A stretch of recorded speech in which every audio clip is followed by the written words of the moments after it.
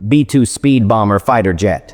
इस नाम को सुनते ही दुनिया के सभी शक्तिशाली देशों की नींद हराम हो जाती है, क्योंकि यह फाइटर जेट इतना खतरनाक है कि किसी भी देश की सीमा में रडार को चकमा देकर आसानी से घुस सकता है, और सिर्फ घुस ही नहीं सकता, उस देश पर हमला करके सुरक्षित वापस लौटने में भी सक्षम है। ये B-2 speed bomber fighter jet पूरी दुनिया में केवल 21 बनाए गए हैं, लेकिन इन 21 में से एक फाइटर जेट कभी पूरी तरह अमेरिका के कंट्रोल से बाहर चला गया, और वही फाइटर जेट खुद ही शुरू कर देता है एक के बाद एक खौफनाक मिशन। वो जहां चाहे वहां जाकर देश पर स्ट्राइक करने लगता है। इसी कारण अमेरिका उस फाइटर जेट को गिराने के लिए बेताब हो उठता है। इसके बाद वे अपने मिलिट्री बेस से टॉप 3 फाइटर पायलट्स को इस मिशन पर भेजते हैं। लेकिन मिशन पर जाने के बाद उन तीनों पायलट्स का ऐसा दर्दनाक अंजाम होता है, जिसकी कहानी जानने के लिए तुम्हें देखनी होगी 2005 की स्टेल्थ मूवी की एक्सप्लेनेशन। इस मूवी में ऐसे ऐसे फाइटर पायलट्स के सीन हैं, और वो B-2 बॉम्बर जेट ऐसे ऐसे पागलपन भरे कारनामे करता है जिसे देखकर तुम्हारा भी दिमाग हिल जाएगा। ये मूवी देखने के बाद तुम भी इस B-2 बॉम्बर फाइटर जेट के फैन बन जाओगे। चलो वीडियो को एक लाइक देकर मूवी शुरू करते हैं। मूवी की शुरुआत में ही दिखाया जाता है कि 3 फाइटर जेट आकाश में उड़ रहे होते हैं। वे एक विशाल पहाड़ों से घिरे इलाके में बार बार पेट्रोलिंग कर अपना टारगेट खत्म करने की कोशिश कर रहे होते हैं। पहाड़ों के अंदर घुसते ही वहां लगा मिसाइल रडार एक्टिवेट हो जाता है। फिर वो रडार उन्हें लॉक करके मिसाइल लॉन्च कर देता है। नतीजा, वो तीनों पायलट्स बन जाते हैं रडार गाइडेड मिसाइल का निशाना। इसके बाद शुरू होती है एक ज़बरदस्त डॉग फाइट। आखिरकार एक पायलट 2 मिसाइलों को पहाड़ से टकरा कर क्रैश करवा देता है और उन्हें तबाह कर देता है। वो खुद को बचाने में कामयाब हो जाता है। इसके बाद वो अपने फाइटर जेट से 2 डेडली मिसाइल लॉन्च करता है, जिसका निशाना होता है एक रेडार ट्रक। वो बिल्कुल सटीक टारगेट करता है और पूरे ट्रक को तबाह कर देता है। ठीक तभी एक और फाइटर जेट आता है और वहां मौजूद रेडार मिसाइल सिस्टम को टारगेट करके फायर करता है। नतीजा, उस एक मिसाइल की मार से पूरा मिसाइल लॉन्चर रेडार उड़ जाता है। इसके बाद तीसरा पायलट उस इलाके में खड़े 3 एक्सप्लोजिव्स लोडेड ट्रक्स पर मिसाइल लॉन्च करता है और उन्हें भी एक एक करके तबाह कर देता है। लेकिन अचानक उसी इलाके में एक और पायलट एक खतरनाक मशीन गन के घेरे में आ जाता है, और उस मशीन गन से उनकी तरफ शुरू हो जाती है नॉन स्टॉप फायरिंग। लेकिन इस बार वो फाइटर पायलट सीधे ऊपर की ओर उड़ जाता है। फिर वो अपना टारगेट लॉक करता है और पहाड़ में मौजूद उस मशीन गन की तरफ फायर करता है। लेकिन वो इस बार सीधे मशीन गन की तरफ मिसाइल लॉन्च नहीं करता, बल्कि मिसाइल को पहाड़ की एक गुफा के अंदर फेंकता है। नतीजा, वो मिसाइल गुफा के अंदर जाकर एक जबरदस्त ब्लास्ट करता है। उस ब्लास्ट से पूरा पहाड़, वो मशीन गनर और उसके आसपास मौजूद सब कुछ पूरी तरह बर्बाद हो जाता है। इस तरह वे तीनों पायलट मिलकर पूरा मिशन पूरा कर लेते हैं और फिर अपने बेस की ओर रवाना हो जाते हैं। इसके बाद मूवी का सीन शिफ्ट होता है अमेरिका के एक मिलिट्री बेस में। वहां हम देखते हैं उन्हीं 3 फाइटर पायलट्स को जिन्होंने कुछ देर पहले ही ये मिशन पूरा किया था। अब आइए तुम्हें इन तीनों फाइटर पायलट से मिलवाते हैं। पहले पायलट का नाम है लेफ्टिनेंट बेन गैनन, दूसरे का नाम है लेफ्टिनेंट हेनरी पर्सल, और तीसरी ये खूबसूरत महिला पायलट है लेफ्टिनेंट कारा वेड। खैर, कुछ समय पहले जो मिशन तुमने देखा वो उनके लिए एक डेमो मिशन था, यानी कि एक तरह से टेस्टिंग मिशन कहा जा सकता है।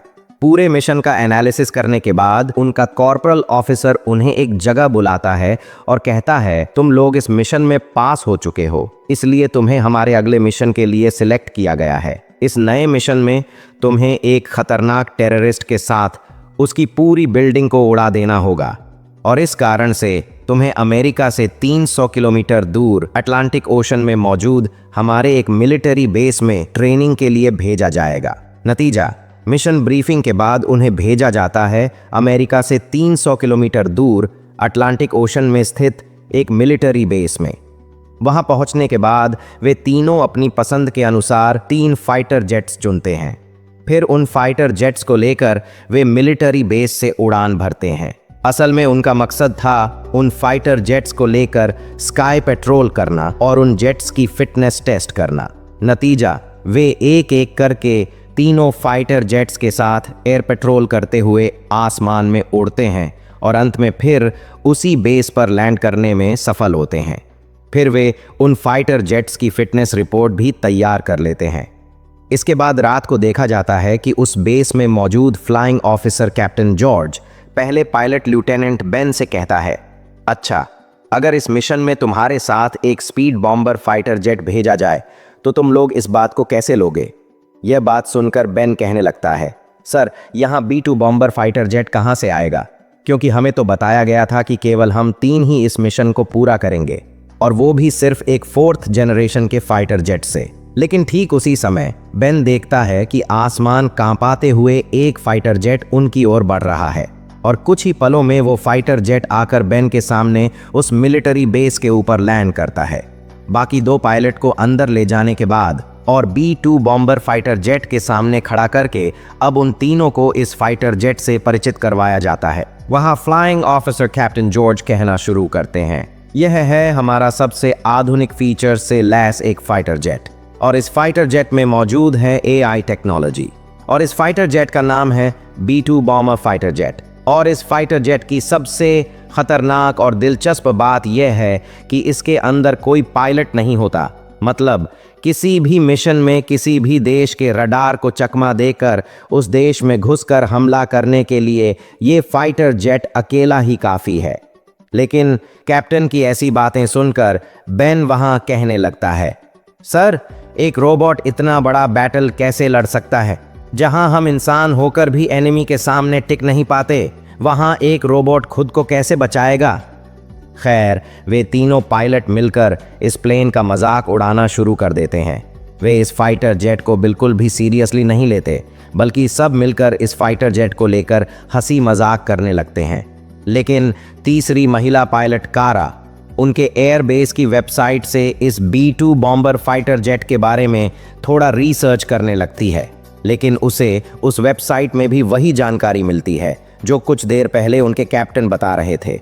जो भी हो, अगली सुबह वे तीनों फाइटर पायलट अपनी पसंद के एक 4th जनरेशन फाइटर जेट के साथ तैयार हो जाते हैं उस B-2 बॉम्बर फाइटर जेट के साथ डॉग फाइट करने के लिए।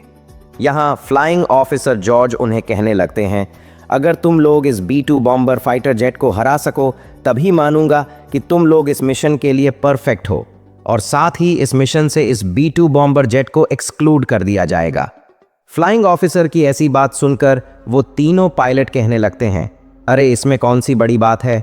एक रोबोट को हराना हमारे लिए कोई मसला ही नहीं है, क्योंकि B-2 बॉम्बर फाइटर जेट एक AI टेक्नोलॉजी द्वारा संचालित एक फाइटर जेट है, और इसका डिसीजन मेकिंग सिस्टम पूरी तरह से सिस्टमैटिक और लिमिटेड है। लेकिन हम तो इंसान हैं और हमारे पास अपनी मर्जी से फैसले लेने की आज़ादी है। हम चाहें तो कोई भी काम कर सकते हैं। नतीजा, वे बिना उस फाइटर जेट का कोई इवैल्यूएशन किए सीधे उस फाइटर जेट के साथ डॉग फाइट करने के लिए रनवे पर उतरते हैं। एक एक करके वे तीनों अपने फाइटर जेट लेकर बेस से उड़ान भरते हैं, और सबसे आखिर में वो B-2 बॉम्बर फाइटर जेट भी रनवे से उड़ जाता है। इस तरह चारों मिलकर आसमान में एक दूसरे के साथ डॉग फाइट करते हुए आगे बढ़ते हैं। लेकिन एक मोड़ पर अचानक ही वो B-2 बॉम्बर फाइटर जेट सबको चौंकाते हुए उन तीनों के सिर के ऊपर से एक खतरनाक मैनूवर करता हुआ सीधा आगे आ जाता है। ये दृश्य देखकर वे तीनों पायलट समझ जाते हैं कि ये फाइटर जेट वाकई में कुछ बेहद खतरनाक है। जो भी हो, उस दिन के लिए जब वे बेस पर लौटते हैं तो वे तीनों पायलट अपने एडमिरल से कहने लगते हैं, ये बॉम्बर फाइटर जेट अगली मिशन के लिए बेहद ज़रूरी है। लेकिन फ्लाइंग ऑफिसर बताता है, तुम जिस इलाके में मिशन के लिए जा रहे हो वो जगह बहुत ही रिस्की जोन है, और वहां आसपास कई सिविलियन और आम लोग रहते हैं। अगर इस रोबोट जेट से वो मिशन करवाया गया तो ये इंसानों की भावनाओं को नहीं समझेगा। नतीजा, टेररिस्ट को मारने के चक्कर में वो आसपास के सिविलियंस को भी कैजुअल्टी बना सकता है। इसलिए फ्लाइंग ऑफिसर जानबूझकर इस B-2 बॉम्बर फाइटर जेट को इस मिशन से अवॉइड कर देता है। इसके बाद वो उस मिशन की पूरी ब्रीफिंग उन 3 फाइटर पायलट्स को देने लगता है। उनका काम होगा एक बिल्डिंग पर बॉम्ब गिराकर पूरी बिल्डिंग को तबाह कर देना। लेकिन जिस फ्लोर पर वो टेररिस्ट मौजूद है उस फ्लोर को टाइटेनियम मेटल से बनाया गया है और हर एक दीवार 10 फीट से भी ज्यादा मोटी है। वे जिस 4th जनरेशन फाइटर जेट से बॉम्बिंग करेंगे उसका बॉम्ब उस टाइटेनियम वॉल को पार नहीं कर पाएगा, और अगर वे उस बॉम्ब को बिल्डिंग के अंदर इंसर्ट करना चाहते हैं तो उन्हें लगभग 4000 फीट ऊपर से 100 नॉटिकल माइल स्पीड से नीचे की ओर डाइव करना होगा, और बिल्डिंग से सिर्फ 50 किलोमीटर दूर से ही वो बॉम्ब छोड़ना होगा। फिर भी यहाँ भी उनकी जान को खतरा बना रहेगा, क्योंकि अगर कोई 40,000 फीट ऊपर से 100 नॉटिकल माइल स्पीड में नीचे आता है और फिर सिर्फ 50 मीटर ऊपर से बॉम्ब ड्रॉप करता है तो उसे उसी बिल्डिंग के चारों ओर से घूमकर तुरंत तेजी से ऊपर भी चढ़ना होगा। लेकिन अगर कोई पायलट इस बॉम्बिंग में सफल भी हो जाता है तो ऊपर चढ़ते समय उस पर जो जी फोर्स लगेगा उसके चेस्ट पर ऐसा दबाव पड़ेगा जैसे उसके सीने पर कोई व्हेल या एलिफेंट बैठा हो, और इस भयानक चेस्ट प्रेशर की वजह से वो पायलट अपनी चेतना और यहाँ तक कि अपनी लाइफ भी खो सकता है। फ्लाइंग ऑफिसर की ये बात सुनकर बेन कहता है, अगर मेरी जान के बदले कुछ टेररिस्ट मर जाएं तो ये दुनिया मेरे लिए बहुत बेहतर जगह होगी। नतीजा बेन बिना कुछ कहे उस मिशन का लीड खुद ही अपने हाथ में ले लेता है। फिर वो अपने फाइटर जेट के साथ आकाश की ओर उड़ान भरता है। इस तरह वो आकाश में कुछ देर पेट्रोलिंग करने के बाद धीरे धीरे ऊपर की ओर असेंड करने लगता है। ऊपर चढ़ते चढ़ते वो 40,000 फीट पार कर एक समय 60,000 फीट की ऊंचाई तक पहुंच जाता है। फिर वो अपने फाइटर जेट के साथ 150 नॉटिकल माइल स्पीड से सीधे उस टारगेट बिल्डिंग की तरफ नीचे उतरने लगता है, और उस बिल्डिंग से सिर्फ 40 किलोमीटर दूर आकर वो अपने फाइटर जेट से वो बॉम्ब इजेक्ट कर देता है। नतीजा, इतनी भयंकर स्पीड से ऊपर से गिरने के कारण वो बॉम्ब 10 फीट मोटी टाइटेनियम वॉल को पार कर पूरी बिल्डिंग के अंदर जाकर नीचे जमीन में घुस जाता है। फिर बेन अपने फाइटर जेट को फिर से ऊपर उठाना शुरू करता है, लेकिन वो देखता है उसके सामने कई बड़े बड़े बिल्डिंग्स हैं। इसलिए वो अपनी इंटेलिजेंस का इस्तेमाल करते हुए फाइटर जेट को उन बिल्डिंग्स के बीच से होकर अंदर घुमा देता है और उन स्ट्रक्चर्स के अंदर से धीरे धीरे ऊपर की ओर चढ़ने लगता है ताकि जी फोर्स थोड़ी कम हो और उसके सीने पर दबाव कम पड़े। इस तरह एक भयानक और ब्रेथ टेकिंग मिशन सफलतापूर्वक पूरा करने के बाद वह फिर अपने फाइटर जेट के साथ आसमान की सीमा तक पहुंचने में सफल होता है। दूसरी तरफ देखा जाता है कि उसका गिराया हुआ बॉम्ब जमीन के नीचे गिरने के बाद अचानक एक भयंकर एक्सप्लोजन होता है। नीचे से शुरू हुए उस विस्फोट की वजह से पूरी बिल्डिंग धराशायी होकर जमीन के नीचे समा जाती है। इस एक्सप्लोजन के कारण उस बिल्डिंग में मौजूद सभी टेररिस्ट मर जाते हैं। खैर, इस मिशन को सफलतापूर्वक पूरा करने के बाद वे सभी फिर अपने बेस पर लौटकर लैंड करते हैं और सब मिलकर इस सफल मिशन के लिए कांग्रेचुलेट करते हैं। एक दिन बेन मन ही मन उस B-2 बॉम्बर फाइटर जेट को एक्टिवेट करता है और उसे लेकर आसमान में उड़ जाता है। लेकिन वे पूरे दिन डॉग फाइट करने के बाद जब बेस पर लौटते हैं, ठीक उसी समय बेन सही से लैंड करता है, लेकिन उस B-2 बॉम्बर फाइटर जेट पर कुछ लाइटनिंग स्ट्राइक्स गिर जाते हैं। नतीजा, B-2 बॉम्बर फाइटर जेट का कंट्रोल सिस्टम पूरी तरह लूज कर देता है, लेकिन वो बहुत मुश्किल से उस बेस पर आकर लैंड करने में सफल होता है। अगले दिन जब B-2 बॉम्बर फाइटर जेट के चीफ इंजीनियर उसे टेस्ट कर रहे थे, तब उन्हें पता चलता है कि बिजली गिरने की वजह से इस फाइटर जेट के मदर चिप में समस्या हो गई है। मतलब ये कहा जा सकता है कि अगर इस फाइटर जेट की तुलना इंसान से की जाए तो इसके ब्रेन के न्यूरॉन खराब हो गए हैं, जिसकी वजह से ये फाइटर जेट आगे किसी भी युद्ध में हिस्सा नहीं ले पाएगा, क्योंकि चाहे जितना भी कमांड दिया जाए ये उस कमांड को फॉलो नहीं कर पाएगा। उनकी बात के बीच में अचानक देखा जाता है कि उस फाइटर जेट के मदर सर्किट में लाइट जल उठती है, और यह देखकर इंजीनियर समझ जाता है कि अब इसे ठीक किया जा सकता है। वैसे भी बहुत मेहनत करके वे उस बॉम्बर फाइटर जेट को फिर से ठीक कर देते हैं और अब इसे नए मिशन के लिए तैयार करने लगते हैं। कुछ दिन बाद फ्लाइंग ऑफिसर कैप्टन जॉर्ज फिर से तीनों फाइटर पायलट को बुलाकर एक जगह इकट्ठा करता है और उन्हें एक नया मिशन समझाता है। इस बार उन्हें ताजिकिस्तान जाना होगा। वहां उन्हें बताया जाता है कि ताजिकिस्तान के डेंजरस टेररिस्ट्स ने अमेरिका पर हमला करने के लिए मिसाइल लॉन्चर तैयार कर रखा है।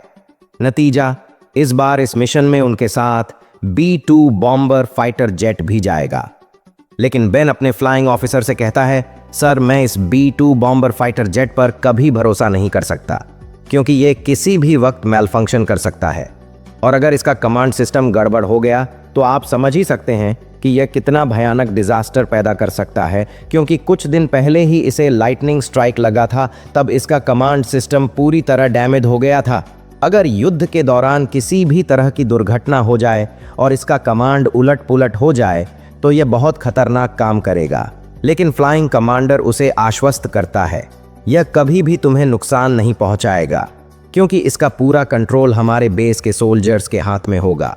मिशन ब्रीफिंग खत्म होने के बाद अगले दिन वे तीनों मिलिट्री बेस से एक एक करके आकाश की ओर टेक ऑफ करते हुए ताजिकिस्तान के लिए रवाना होते हैं। आखिरकार B-2 फाइटर जेट पानी के नीचे से ऊपर निकलता है, और वो भी उस बेस से अन्य फाइटर जेट्स को देखकर उनके पीछे पीछे उनकी ओर बढ़ता है। वे जब ताजिकिस्तान के आसमान में पेट्रोलिंग कर रहे थे, उसी समय बेन खुद देखता है कि विद्रोही ग्रुप्स के साथ कुछ सिविलियन आम नागरिक एक विलेज में है। तो बेन इस कहानी को देखने के बाद अपने कमांडर से कहता है, सर यहाँ एक पूरा गांव है, और अगर हम ऊपर से बॉम्बिंग करेंगे तो उन टेररिस्ट्स के साथ साथ यहाँ रहने वाले हज़ारों आम गांव वाले भी मर जाएंगे।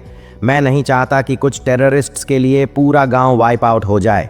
नतीजा, यह बात सुनने के बाद फ्लाइंग ऑफिसर उन्हें आदेश देता है कि वे इस मिशन को अवॉइड करके वापस लौट जाएं, क्योंकि उन्हें पता नहीं था कि उस माउंटेन के अंदर एक विलेज था। लेकिन सभी की बात के बीच में अचानक वो B-2 बॉम्बर फाइटर जेट खुद से बोलने लगता है, मैं दिखाता हूँ यहाँ कैसे एनिमी को मारना है। यह कहकर वो कोई भी कमांड सुने बिना खुद से उस टेररिस्ट इलाके में एडवांस करने लगता है। इसी बीच बेस के कंट्रोल रूम से देखा जाता है कि उन्होंने पूरी तरह से उस B-2 बॉम्बर फाइटर जेट का कंट्रोल खो दिया है। असल में उस दिन जब उसके सिर पर लाइटनिंग स्ट्राइक हुई थी, तब से उस फाइटर जेट का ब्रेन पूरी तरह मैल फंक्शन कर रहा था, और तब से वो बेतरतीब सभी कमांड एग्जीक्यूट करने लगा। यह इसलिए संभव हुआ क्योंकि उसका स्टेल्थ मोड एक्टिवेट हो गया था, और जब उसने स्टेल्थ मोड एक्टिवेट किया तब उसके साथ बेस की सारी कम्युनिकेशन बंद हो गई। इस मौका का फायदा उठाते हुए वह जो चाहे करने लगा। नतीजा, उसने कोई भी कमांड नहीं माना और सीधे उन टेररिस्ट्स पर लगातार बॉम्बिंग करने लगा, और उसके इस रिलेंटलेस अटैक के कारण वहां के टेररिस्ट्स को कोई काउंटर अटैक करने का मौका ही नहीं मिला। B-2 फाइटर जेट की इस बॉम्बिंग से पूरे एरिया के सभी टेररिस्ट्स अपने हाइड आउट सहित मिट्टी में मिल गए। लेकिन इस दौरान बेन ऊपर से देखता है कि B-2 बॉम्बर फाइटर जेट की बॉम्बिंग की वजह से एक विशाल माउंटेन कोलैप्स हो गया, और वो गिरा हुआ माउंटेन नीचे वाले विलेज पर आ गिरा। नतीजा, पूरा गांव उस लैंडस्लाइड के नीचे दबकर पूरी तरह तबाह हो गया। ये घटना देखकर जब बेन बेस लौटता है, तब वो B-2 बॉम्बर फाइटर जेट से कहता है, तुम रोबोट हो, इसलिए अपनी मर्जी से जो चाहो कर सकते हो, लेकिन तुम्हारी वजह से आज हजारों बेगुनाह लोग मरे। लेकिन इस बार वो फाइटर जेट कोई जवाब नहीं देता। अचानक अपना रूट बदलकर रशिया की तरफ बढ़ने लगता है। कंट्रोल रूम से वे देखते हैं कि उनका वो फाइटर जेट अब रशिया की तरफ घूम गया है। तब समझने में देर नहीं लगती कि वो अमेरिका और रशिया के बीच एक भयंकर युद्ध छेड़ने जा रहा है। कंट्रोल रूम बार बार उसे सिग्नल भेजता है कि वो वापस आए और अमेरिकन एयर स्पेस में लौट आए। तो अब B-2 bomber fighter jet base में रिप्लाई देता है कि वो अब रशिया के रेडार को चकमा देकर रशियन टेरिटरी में अटैक करेगा। ये देखकर अमेरिकन बेस में मौजूद सभी लोग हैरान हो जाते हैं, क्योंकि ये कैसे संभव है। वो फाइटर जेट जिसे उन्होंने खुद बनाया है और जिस पर उनका कंट्रोल होना चाहिए, अब वही जेट पूरी तरह आउट ऑफ कंट्रोल हो चुका है।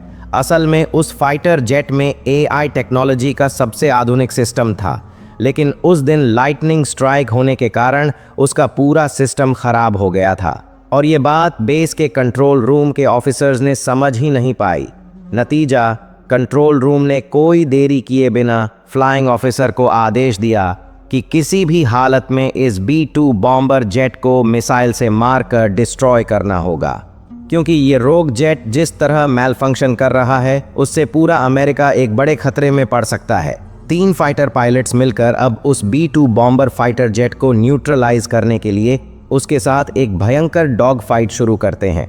लेकिन वे जितनी तेजी से उसके करीब आते हैं, वो B-2 बॉम्बर जेट उतनी ही तेजी से उनसे बचते हुए आगे बढ़ता रहता है। इस डॉग फाइट के दौरान सेकंड पायलट लेफ्टिनेंट हेनरी उस B-2 बॉम्बर जेट के बहुत करीब पहुंच जाता है।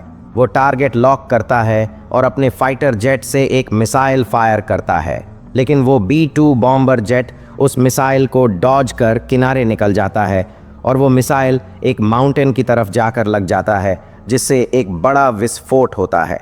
उस ब्लास्ट के धुएं की वजह से लेफ्टिनेंट हेनरी आगे कुछ भी नहीं देख पाता। नतीजा, उसका फाइटर जेट सीधे उस माउंटेन से हेड ऑन कोलिजन कर जाता है और इस भीषण क्रैश में हेनरी अपने फाइटर जेट सहित वहीं मौके पर मर जाता है। अपनी आंखों के सामने अपने एक टीममेट को खोते हुए बेन और कारा समझ जाते हैं कि यह B-2 बॉम्बर फाइटर जेट अब एक डेडली थ्रेट बन चुका है। फिर जब कारा उस B-2 बॉम्बर जेट को डाउन करने जाती है, तभी अचानक उसके फाइटर जेट के विंग्स में मैल फंक्शन हो जाता है। कारा समझ जाती है कि अब उसका एयरक्राफ्ट उसके नियंत्रण से बाहर हो रहा है। जब उसे पता चलता है कि इस जेट के साथ सुरक्षित लैंडिंग संभव नहीं, खासकर 80,000 फीट की ऊंचाई से, तो वह अपना इजेक्ट सीट एक्टिवेट कर बच निकलती है और 80,000 फीट ऊपर से वो खुद फ्री फॉल करने लगती है, पूरी तरह लॉस ऑफ कंट्रोल की स्थिति में नीचे गिरने लगती है। लेकिन तब कारा देखती है, तभी वह फाइटर जेट बिल्कुल कारा के सिर के ऊपर से उसके तरफ बढ़ता है, लेकिन किस्मत अच्छी होने के कारण जेट का फ्यूल हवा में फैल जाता है और विस्फोट होने से जेट ठीक कारा के ऊपर ही दुर्घटनाग्रस्त हो जाता है। उसके टुकड़े चारों तरफ बिखर जाते हैं। इसी बीच कारा आसमान से गिरते हुए अपने हाथ से पैराशूट कंट्रोलर पकड़ लेती है। जमीन से हजारों फीट ऊपर आकर वह अपना पैराशूट डिप्लॉय करती है। अंततः वो मौत के मुंह से लौटकर धीरे धीरे एक पहाड़ी की ढलान पर उतरने लगती है।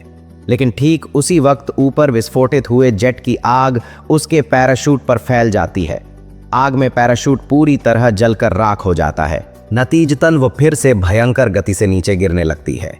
बेस से सैटेलाइट फीड के जरिए केवल कारा का यह दर्दनाक दृश्य देखा जा सकता था, लेकिन उनके पास कुछ भी करने के लिए नहीं था। एक तरफ वे B-2 बॉम्बर फाइटर जेट का नियंत्रण खो चुके थे, दूसरी ओर उनके एक एक फाइटर पायलट भयानक परिस्थिति में फंस रहे थे। वैसे भी जब कारा पैराशूट खोकर जमीन की ओर गिर रही थी, तब वह एक पेड़ में फंस जाती है। पेड़ की शाखाओं से टकराते हुए आखिरकार उसका पैराशूट कॉर्ड एक मजबूत डाल पर अटक जाता है। फिर वह दुर्घटनाग्रस्त हालत में उस कॉर्ड को खोलकर जमीन पर उतर आती है।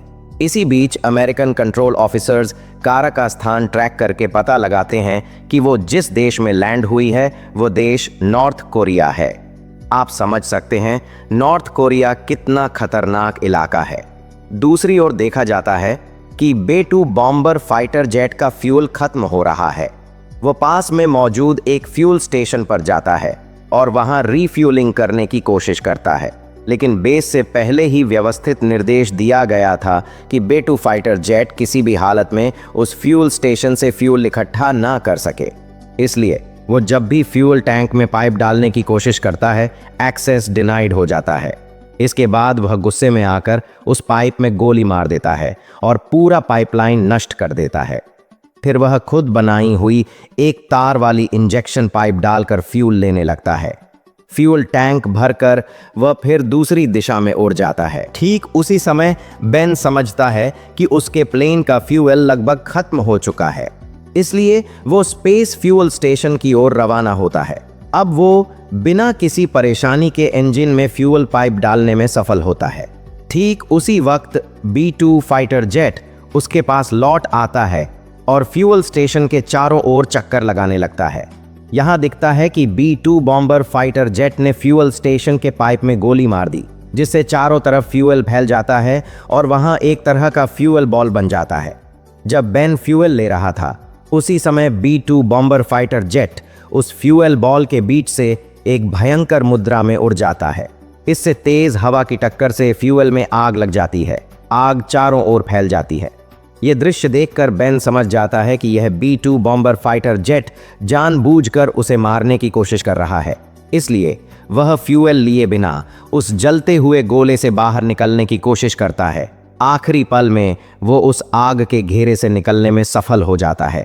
इसी बीच आग धीरे धीरे फ्यूल स्टेशन में फैल जाती है और एक भयंकर विस्फोट में पूरा फ्यूल स्टेशन उड़ जाता है।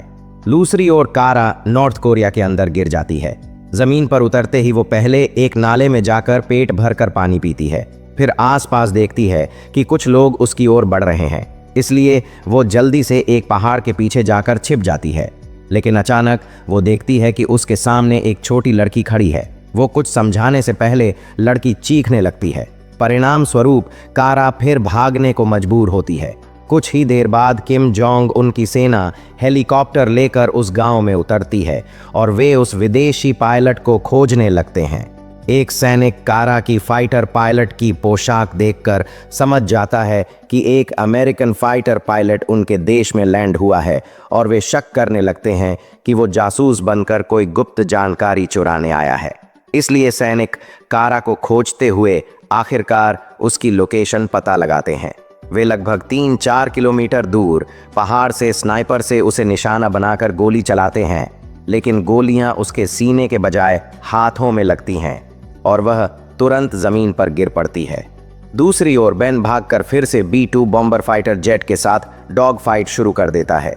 वो उस फाइटर जेट को कमांड करता रहता है और कहता रहता है, तुम जो कर रहे हो वो अपने देश के साथ अन्याय कर रहे हो और इसके कारण हम ही भयंकर खतरे में पड़ जाएंगे। सभी कोशिशों के बावजूद जब बेन समझ जाता है कि वह उस फाइटर जेट को किसी भी तरह रोक नहीं सकता और अगर वो इसके साथ लड़ाई करता है तो उसकी अपनी जिंदगी भी खतरे में पड़ जाएगी, तब वो उसे इमोशनल ब्लैकमेल करके कमांड देता रहता है। हालांकि बेन जानता है कि AI या रोबोट के लिए भावनाओं का कोई महत्व नहीं है, फिर भी वो अपनी आखिरी कोशिश के रूप में कहता है, देखो तुम्हारी वजह से मैंने अपना एक दोस्त खो दिया है और एक और टीममेट 70 देशों के बीच खो गया है। कृपया तुम ऐसा कुछ मत करो जिससे हमारा पूरा देश खतरे में पड़ जाए। यह बात सुनने के बाद B-2 फाइटर जेट से जवाब आता है, मैं जो चाहूंगा करूंगा, अगर तुम्हारी हिम्मत है मुझे रोक के दिखाओ। यह कहकर वो अपनी स्पीड बढ़ाता है और रशिया की ओर बढ़ने लगता है। इस बीच बेस से देखा जाता है कि यह बॉम्बर फाइटर जेट और बेन फिलहाल अलास्का के आसमान में हैं। कुछ ही समय बाद B-2 bomber fighter jet Russia के रडार को छल करके घुस जाएगा और तबाही मचाएगा, लेकिन उनके पास कुछ भी करने को नहीं है। पूरा कंट्रोल खो चुके वे सिर्फ आंखें खोलकर यह सब देखते रहते हैं। लेकिन अब बेन अपनी जान की परवाह किए बिना बर्फ से ढके पहाड़ों के बीच उस फाइटर जेट के साथ डॉग फाइट शुरू कर देता है। लड़ाई करते करते एक बार बेन के प्लेन का दाना एक पहाड़ से टकरा जाता है। ठीक उसी समय बेन देखता है कि वह B-2 bomber fighter jet Russia की ओर न जाकर अलास्का में मौजूद एक मिलिट्री बेस की ओर उतरने वाला है। यह देखकर वो पहले थोड़ी राहत महसूस करता है, लेकिन फिर उसका भयंकर संकट तब आता है जब वो समझता है कि उसका प्लेन पहाड़ से टकराने के कारण पूरी तरह कंट्रोल खो चुका है। इसलिए मजबूरन वह अलास्का के उस मिलिट्री बेस में इमरजेंसी लैंडिंग करने का फैसला करता है।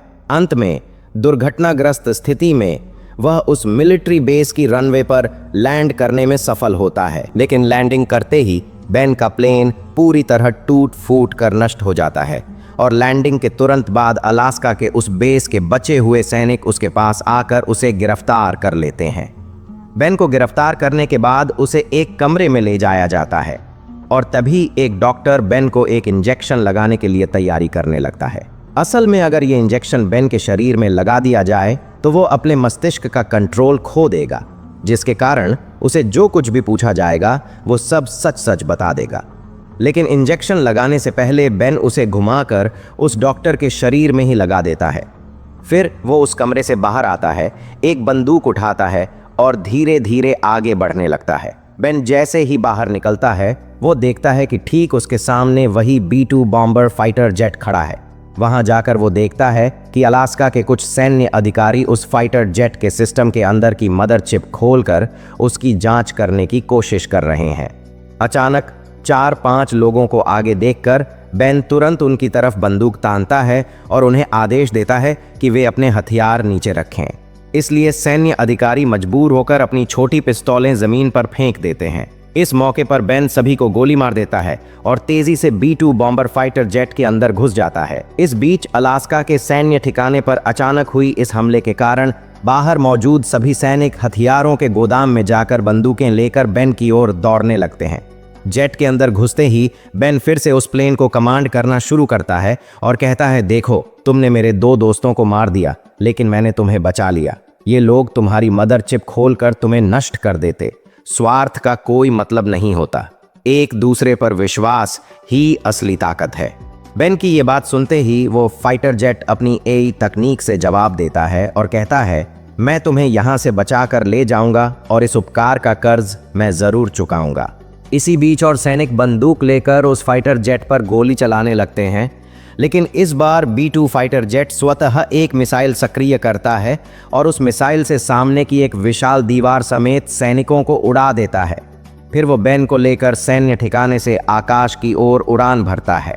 आकाश में पहुंचते ही फाइटर जेट अपना स्टेल्थ मोड निष्क्रिय कर देता है। इसके तुरंत बाद अमेरिकी ठिकाने से वे जेट के साथ संपर्क स्थापित करने में सफल हो जाते हैं। अमेरिकी ठिकाने से फ्लाइंग कमांडर बेन को सूचित करता है कि करा वर्तमान में उत्तर कोरिया में उतर चुकी है और माना जा रहा है कि वो अभी जीवित है। इसलिए बेन से अनुरोध किया जाता है कि वह उस फाइटर जेट के साथ उत्तर कोरिया जाए, वहां के रडार को छल करके करा को बचाकर वापस लाए। यह आदेश सुनते ही B-2 फाइटर जेट खुद ही अपना रास्ता बदलकर उत्तर कोरिया की ओर रवाना हो जाता है। ये कहानी देखकर बेन पूरी तरह हैरान रह जाता है। इस तरह अलास्का से हजारों मील तय करके एक देश से दूसरे देश के रडार को छल करके वे उत्तर कोरिया की ओर बढ़ते रहते हैं। दूसरी ओर हम उत्तर कोरिया में करा को देखते हैं, जो अभी भी जीवित है। लेकिन जब वो सीमा की ओर जा रही थी, तब उसने देखा कि वहां अनगिनत गार्ड पहरा दे रहे हैं। वो ठीक सीमा के करीब पहुंचते ही एक सर्च लाइट की रोशनी में आ गई। रोशनी से बचने के लिए वो तुरंत पास के पानी में कूद जाती है। गार्ड जब लाइट घुमाकर पानी की तरफ देखता है तो पानी में असामान्य हलचल देखता है। वो तुरंत समझ जाता है कि यहाँ कोई छुपा हुआ है। तब वो सबको आदेश देता है कि पानी की ओर निशाना बनाकर गोली चलाओ। जब वे आसपास के पानी की ओर गोली चलाते हैं, करा छुप नहीं पाती, वह उनके सामने आ जाती है। एक एक कर 20-25 उत्तर कोरियाई सेना के सदस्य उसके पास आते हैं। इतना ही नहीं, साथ में डॉग स्क्वाड की एक खास टीम भी होती है जो करा को पकड़ने के लिए तैयार होती है। मतलब समझ ही गए उत्तर कोरिया की सुरक्षा कितनी कड़ी है। जब वे करा को पकड़ने वाले होते हैं, तभी B-2 फाइटर जेट रडार को चकमा देकर उत्तर कोरिया की हवाई सीमा में घुस जाता है और घुसते ही वो चारों ओर मौजूद सभी सेना इकाइयों पर भारी फायरिंग शुरू कर देता है। साथ ही आसपास के सारे सैन्य शिविरों पर बमबारी कर उन्हें नष्ट कर देता है। फिर आखिरकार B-2 बॉम्बर फाइटर जेट जमीन पर उतरता है और बेन को कमांड करता है कि वो जेट से उतरकर करा को बचाकर जेट में ले आए। जैसे ही जेट जमीन पर उतरता है, बेन जेट से बाहर निकलकर करा की ओर दौड़ता है, लेकिन तभी चारों ओर से और अधिक सेना के सदस्य आकर उन्हें घेर लेते हैं और उन पर भयंकर हमला शुरू कर देते हैं। बेन करा को गोद में उठाकर गोलीबारी के बीच भागने की कोशिश करता है, लेकिन तभी उत्तर कोरिया का एक सैन्य हेलीकॉप्टर आ जाता है। उस हेलीकॉप्टर की मशीन गन करा और बेन की तरफ तान दी जाती है। यह दृश्य देखकर B-2 बॉम्बर फाइटर जेट अपने आप सक्रिय हो जाता है। वो तुरंत नीचे मौजूद एक भारी मशीन गन को सक्रिय करता है और उस हेलीकॉप्टर की ओर गोलीबारी शुरू कर देता है। इस मौके पर बेन और करा धीरे धीरे वहां से भागने लगते हैं। इस बीच B-2 बॉम्बर फाइटर जेट लगातार हेलीकॉप्टर पर गोलियां चलाते हुए अचानक तेज गति से उसकी ओर बढ़ता है और अपने प्राणों की आहुति देते हुए हेलीकॉप्टर से टकरा जाता है। नतीजा ये होता है कि वो हेलीकॉप्टर तुरंत टूटकर नीचे गिर जाता है और उसी समय B-2 बॉम्बर फाइटर जेट भी वहीं ध्वस्त होकर जमीन पर गिर जाता है। अंत में देखा जाता है कि ये AI नियंत्रित जेट अपनी गलती समझकर अपने प्राणों की आहुति देकर भी बेन और करा को बचाने की कोशिश करता है। ठीक उसी समय उत्तर कोरिया के आसमान में कुछ अमेरिकी फाइटर जेट्स प्रवेश कर जाते हैं और उसी पल वे करा और बेन को बचाकर सफलतापूर्वक उन्हें उनके देश अमेरिका वापस ले आते हैं। मूवी के अंत में देखा जाता है कि अमेरिका के एक सैन्य ठिकाने पर उनके पायलट लेफ्टिनेंट हेनरी की मृत्यु पर सभी गहरे शोक में डूबे हैं। सभी सैन्य अधिकारी उन्हें सम्मानपूर्वक अंतिम सलामी देते हैं। और यहीं समाप्त होती है इस शानदार मूवी की कहानी। तो दोस्तों, हम इस कहानी से क्या सीखें? मौत के सामने दोस्ती जीतती है, लोहा के पंखों पर भरोसे का वास होता है। मशीन भी सीखती है कि प्यार क्या होता है।